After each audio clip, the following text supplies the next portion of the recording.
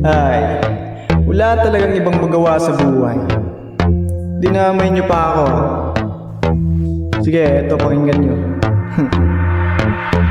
Hey, ang ganda sana ng umaga. Biglang pumangit nang makita ko mga chismosa. Oh, akala nyo di ko naririnig. Usap-usapan ng mga di masarado na bibig. What's up? Mga mabubuting kapitbahay, relax, hindi ako naghahanap ng away. Buti mga labi nyo hindi nangangamatis. Baka nagsusugat na yan dahil sa kakatismis.